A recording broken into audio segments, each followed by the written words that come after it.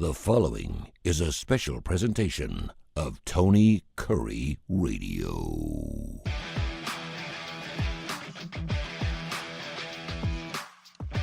Welcome back to the Keefer and Kurre right here on Tony Kurre Radio, one of our most listened to shows. It's probably because I do so much with this guy. We just had Need to Know on, and you can listen to that show, of course, 5 days a week, just like this one. Not to mention the starting lineup on ABC 3340 Championship Weekend coming up here this weekend. We're looking forward to that. We're going to Yes, sir. everything else, so it's going to be great. Rivalry weekend, because there were some teams that actually played in different conferences. We had like the Washington, we had the Apple Cup, we had some earlier games in the year as opposed to having all of them on the same weekend like we normally do. But there were some great games, of course, NC State, North Carolina, Ohio State, Michigan, Auburn, Alabama. But there wasn't one, not two, not four, not six, but 8 different fights in 8 different games. A&M, Texas, Notre Dame, USC, Auburn, Alabama, Arizona, Missouri, or Arkansas, Missouri, Florida, FSU, Arizona State, Arizona, NC State, North Carolina, and of course that used one. They used pepper spray at Michigan and Ohio State. And the majority of those things had something to do with someone trying to plant something on the middle of the field. Now college football is coming out saying we may have to make a new rule that says, hey, listen, this is not cool. I know Steve Sarkisian actually talked to his team before the game and said, listen, if we win the game, let's just we win the game. If you're winning on the field, that's enough. We don't need to plant our flag anywhere. Let's get the hell out of there. Don't need to go stomp the logo. Exactly. All that idiot stuff. And did you see, Tony, after the Texas A&M game, I guess I give the authorities in College Station who had watched this go on all day, after the game when the players were running off the field, there was about 50 security guys in a big circle around the logo on the middle of the field because they were not going to let any of that escalate.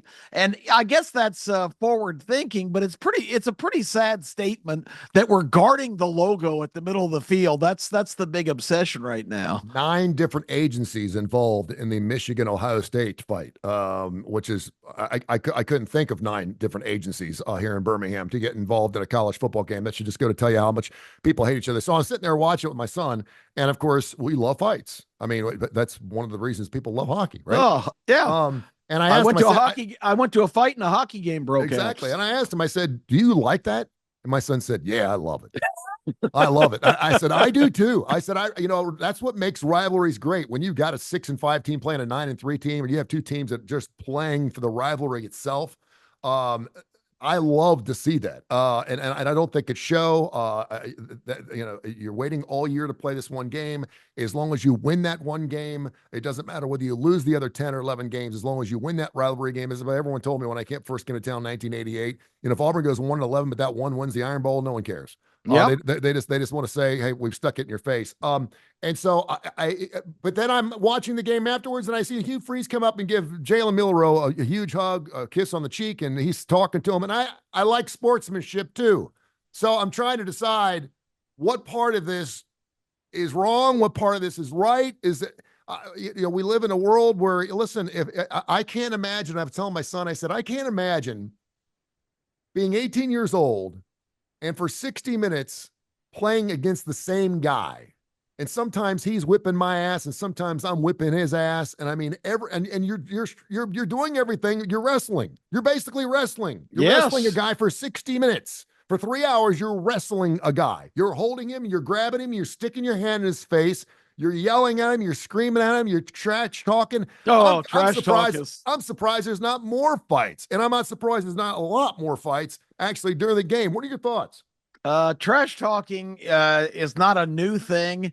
You've met my friend Mark Random, who was a wingback when I was in high school, back in the Fred Flintstone days. We had the cars with the rocks for wheels and things and used our feet to propel it. But anyway, we played Lakeside, who was one of the top programs in the entire state. They had a guy named Rusty Moore, who was the middle linebacker, already committed to Georgia Tech. And that's when recruiting wasn't even emphasized. But this guy was like a megastar. But this was, Tony, the prototypical player that, just he was moving his feet and reading the play and then going like a guided missile and stuffing runs and such.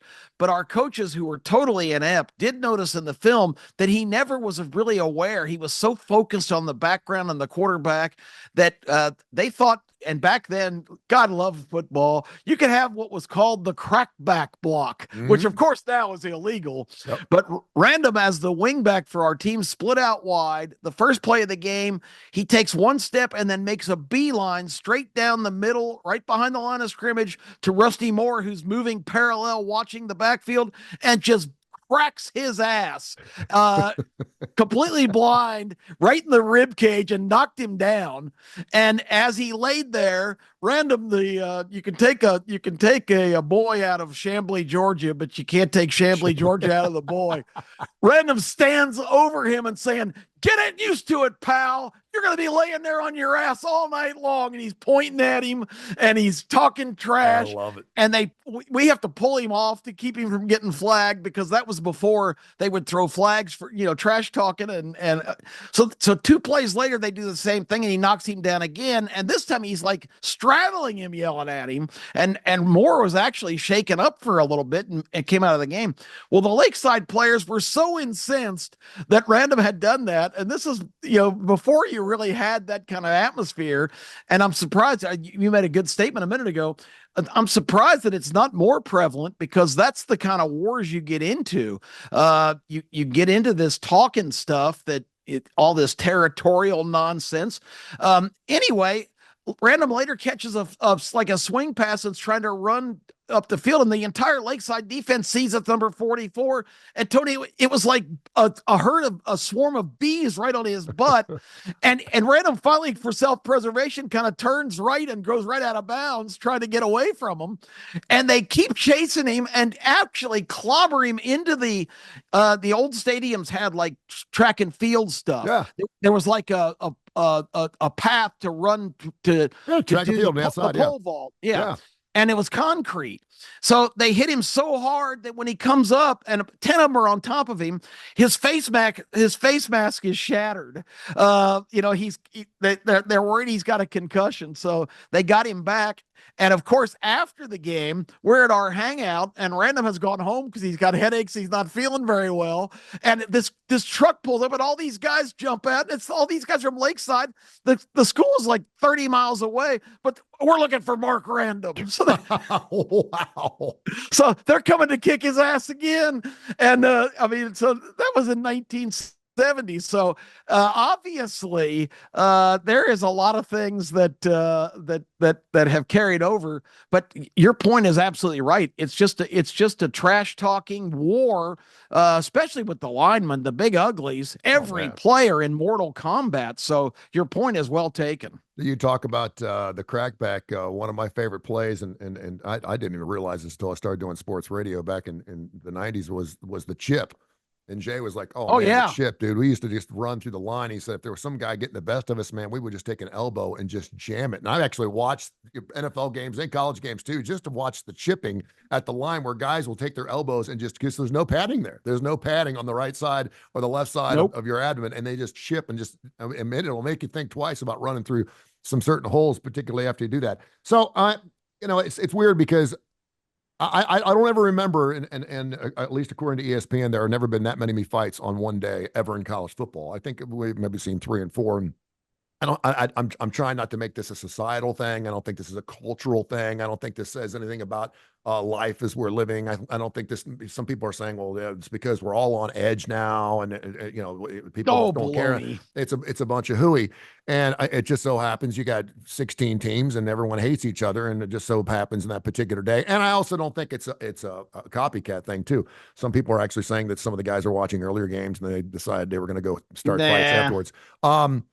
Couple things I think are interesting. First of all, I'm all about keeping it on the field, and what happens on the field is sacred.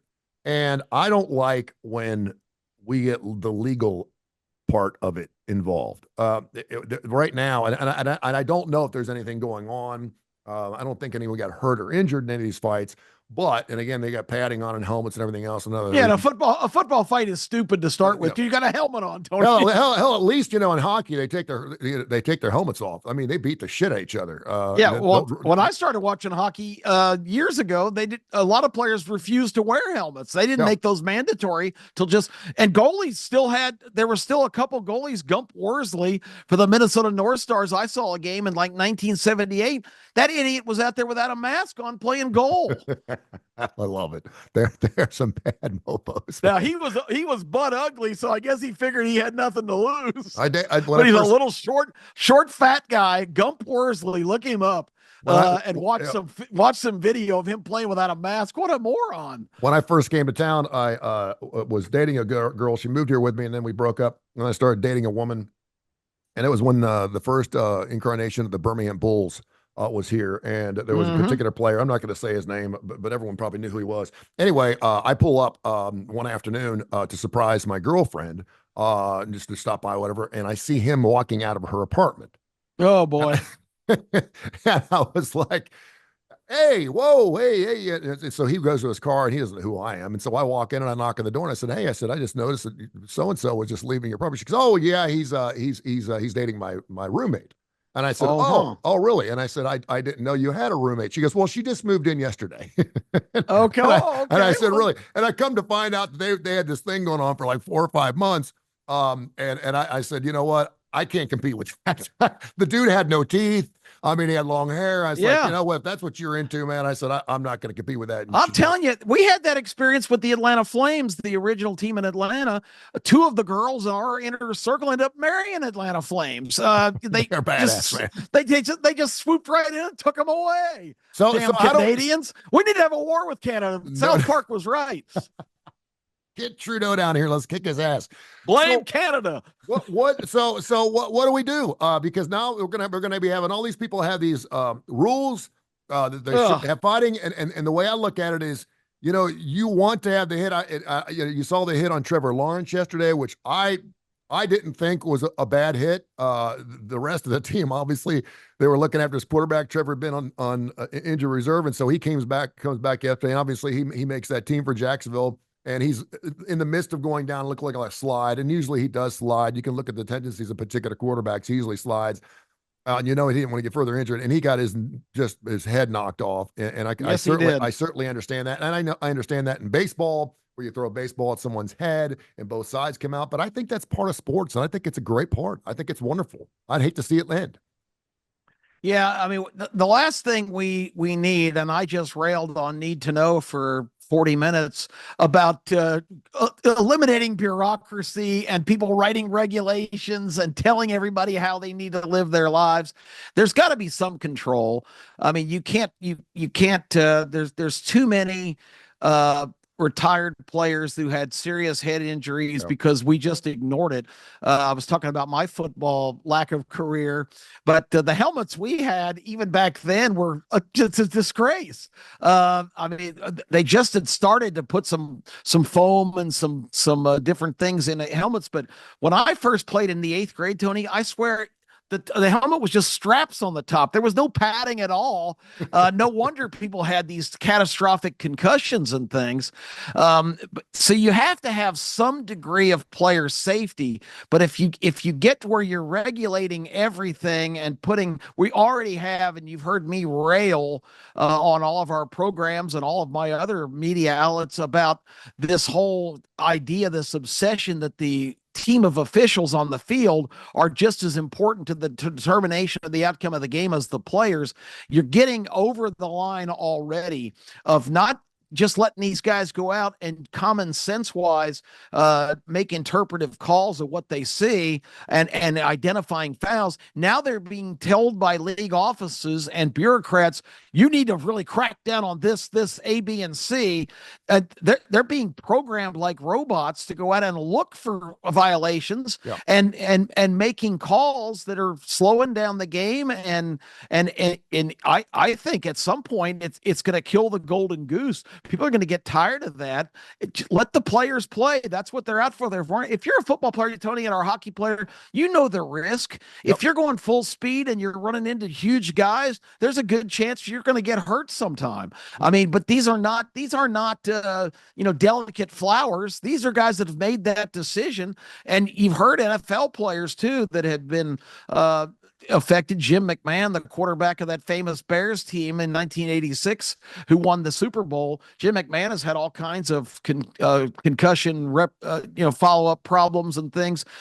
But he says it right when anybody's feeling sorry for him. Hey, I wouldn't trade 1 minute of my football career. I'm dealing with this now and it sucks, but you know what? I would do it all over again. And that's how most guys feel. And you've got to give people the individual liberty. That's what this country is founded on, that you can't make a mamby-pamby and try to protect them all the time. They're making a conscious choice to be out there. Now, you're talking about great quarterbacks. I remember Jim Kelly. He was the Josh Allen of our time. That guy. And you want to talk about a guy, obviously. What a warrior. It's more than just head hits for him. But you want to talk about a guy who went to 4 straight Super Bowls and would run into anything. The guy never ran off the football field, and his football players loved him for it. That's why he's a Hall of Famer.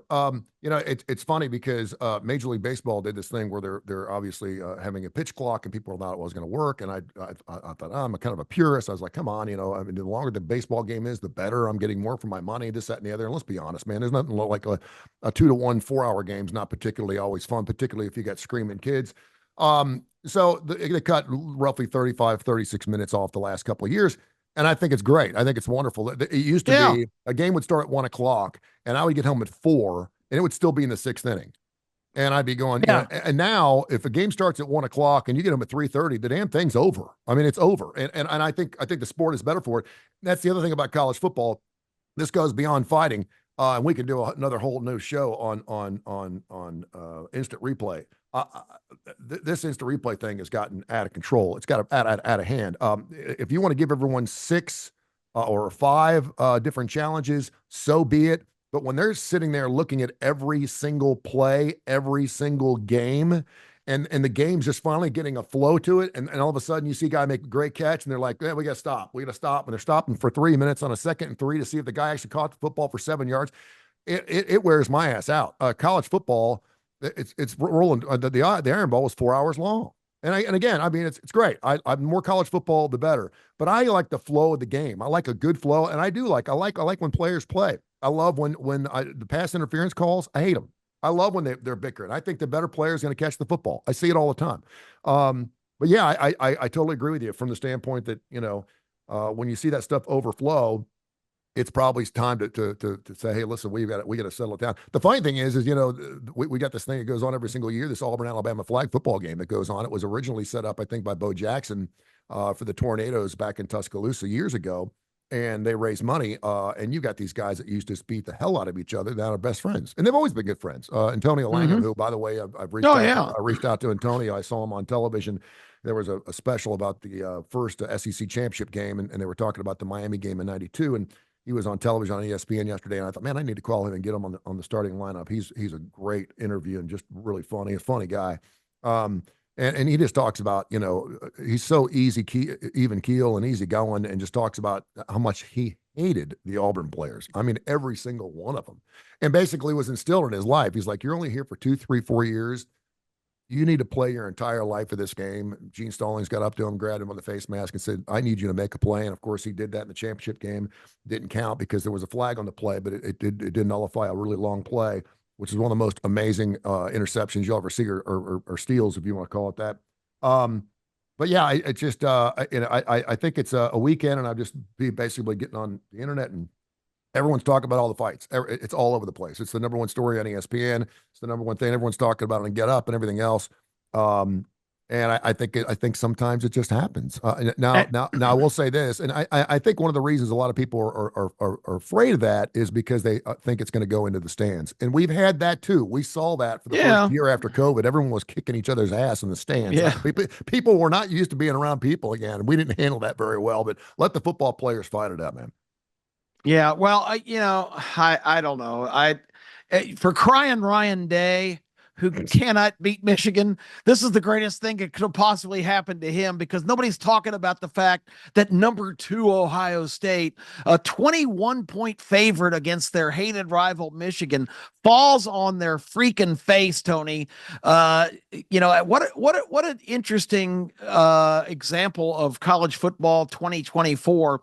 On Saturday, when Will Howard, the quarterback that they brought in to replace Kyle McCord, who played last year for Ohio State and played every snap, was the quarterback, the fans in Ohio, the sentiment there was, Kyle McCord sucks. We need to get rid of him, get somebody else. So Kyle McCord said, okay, fine, I'll transfer and get out of here since you guys hate me so much. While Will Howard was putting up 10 points against Michigan, a 21-point underdog, Kyle McCord playing for Syracuse lit Miami, the number 6 team, ass up and led Syracuse. He threw for almost 400 yards. And what a perfect example of college football 2024 that was, when the kid that they literally ran out of town at the same time that was going on was also changing the landscape by lighting up the scoreboard for a much lesser program. It's the perfect example. We see that a lot, man. I mean, you're seeing, and that's one of the reasons. I mean, I'm starting to fall in love with the transfer portal. I love finding out where these guys are coming from, because all of a sudden your starter's off, and there's got this guy. I mean, you can look at Jalen Hurts, who went to Oklahoma after he left Alabama. Who in the hell would, he gets benched, halfway through the national championship game, and Tua comes in and wins the game. And next thing you know, he's moving on to Oklahoma, and now he's, one of the best quarterbacks in the National Football League. Yeah, I love the transfer portal for that main reason. And Coach Ryan Day, not an Ohio State fan. My brother went there. My sister went there. And so I get texts back and forth, saying, oh, it's too bad Bama's not going to make the playoffs this year. And I said, well, it's too bad you lost for the 4th and 5th time. Yeah, the Secret Cows will still make it. But 1-4 against Michigan and 47-1 against every other team in the Big Ten. Yeah, that's unbelievable. What a stat. It really is. All right, my man. Hey, go do your thing. I'll look forward to seeing you again. The starting lineup coming up this Saturday morning from 10:30, 11 o'clock. Yeah, we got championship Saturday. One quick thing about that, Tony, how, again, the new landscape. Do you realize all 4 major conference championship games have a new team in the league in their first year as one of the participants? Oregon is playing in the Big Ten, Texas in the SEC, Arizona State in the Big 12, and SMU, who had to buy their way in the ACC. SMU has agreed for 7 years not to get a dime of any of revenue sharing from the ACC. That's how desperate they were to get out of the American Athletic Conference and get into the ACC. And the Mustangs will be playing for a college football playoff berth. 4 new teams in all 4 power conference championships. Another statement of football 2024. And what would that say about SMU if they can handle Clemson, who backed into that thing after losing to South Carolina? Another team that has outside hopes of perhaps playing for a national title as well. It's going to be a wild weekend, my friend. I can't wait to work with you. I can't wait too. It's going to be fun. Starting lineup 10:30 Saturday, ABC 3340.